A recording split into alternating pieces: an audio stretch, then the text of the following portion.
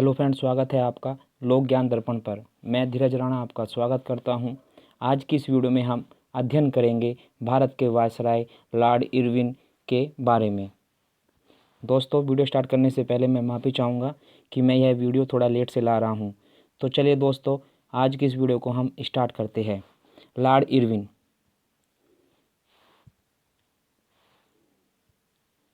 जिनका समय काल था 1926 से लेके 1931 ईस्वी तक।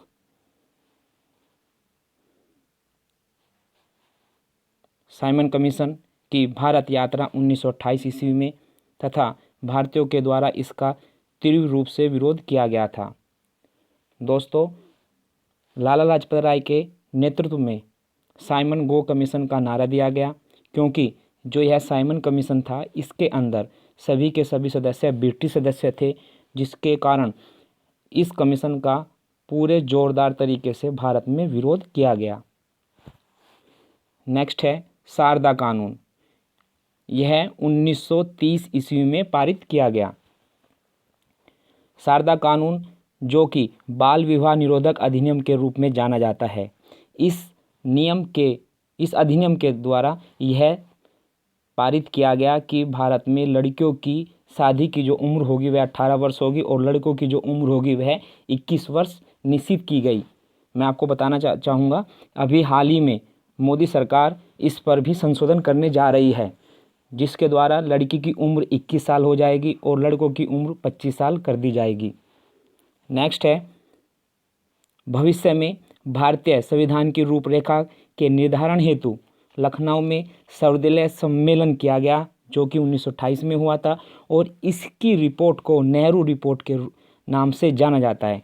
दोस्तों, मैं आपको बताना चाहूँगा, जो साइमन कमीशन आया था 1928 ईस्वी में, उन्होंने ये कहा था कि क्या भारत अपने द्वारा अपने देश का खुद से संविधान बना सकता है। तो उसी के रूप में एक नेहरू रिपोर्ट तैयार की गई थी। यह नेहरू रिपोर्ट, याद रखिएगा, यह नेहरू रिपोर्ट मोतीलाल नेहरू के अध्यक्षता में की गई थी, ना कि पंडित जवाहरलाल नेहरू के अध्यक्षता में। नेक्स्ट है, लाहौर के सहायक जो पुलिस थे सैंडर्स की जो हत्या की गई थी वो भी इन्हीं के समय में की गई थी।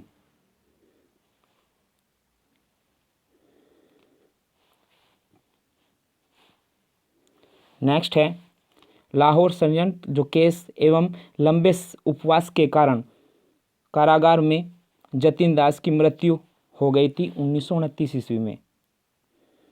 माफ़ी चाहूँगा, दिल्ली विधानसभा के कक्ष में बम विस्फोट हुआ था, जो कि 1929 ईस्वी में किया गया था। याद रखिएगा, एग्जाम के पॉइंट ऑफ व्यू से यहाँ से क्वेश्चन पुट किया जाता है कभी कभी कि जो जतिन दास थे उनकी मृत्यु किनके समय में हुई थी या किस समय हुई थी। ये दोनों क्वेश्चन कभी कभी पूछ लिए जाते हैं एग्जाम में। नेक्स्ट है, कांग्रेस के लाहौर अधिवेशन में पूर्ण स्वराज का प्रस्ताव पारित किया गया था। एग्जाम के पॉइंट ऑफ व्यू से यह बहुत इंपॉर्टेंट है। एग्जाम में कभी कभी यह पूछा जाता है कि भारत के द्वारा या कांग्रेस के द्वारा पूर्ण स्वराज्य का जो प्रस्ताव जो पारित किया गया था वह कब किया गया था। वह 1929 में किया गया था और किसके समय में किया गया था, वह लॉर्ड इरविन के समय में किया गया था। नेक्स्ट है दोस्तों, सविनय अवज्ञा आंदोलन प्रारंभ करने के उद्देश्य से गांधी जी ने दांडी मार्च यात्रा जो की थी वह की थी मार्च 1930 में। याद रखिएगा, मार्च 1930 एग्जाम में बहुत बार पूछा जाता है। नेक्स्ट है,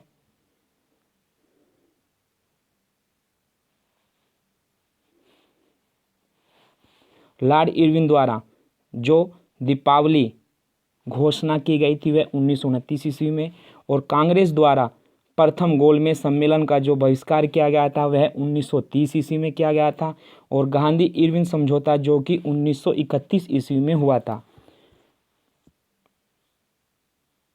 दोस्तों, सबसे पहले कुछ बुनियादी चीज़ों पर हम ध्यान कर लेते हैं, जैसे कि 1930 में जो गांधी के द्वारा दांडी मार्च किया गया था, उसके बाद सविनय अवज्ञा जो आंदोलन था वह चलाया गया। आंदोलन को रोकने के लिए गांधी को गोलमेज सम्मेलन में भेजने के लिए समझौता हुआ, जिसे इरविन समझौते के नाम से जाना जाता है। याद रखिएगा, जो 1930 में, 1931 में और 1932 में 3 गोलमेज सम्मेलन हुए थे।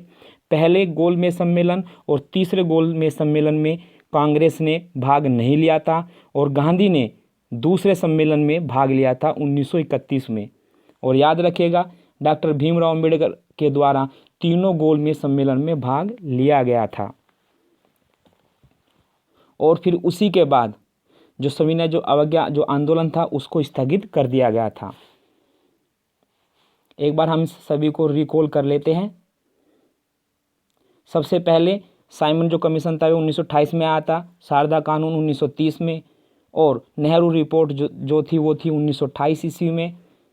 जो बम विस्फोट हुआ था 1929 में, और कांग्रेस का जो लाहौर अधिवेशन था जहाँ पे पूर्ण स्वराज की जो मांग की गई थी वह 1929 ईस्वी में।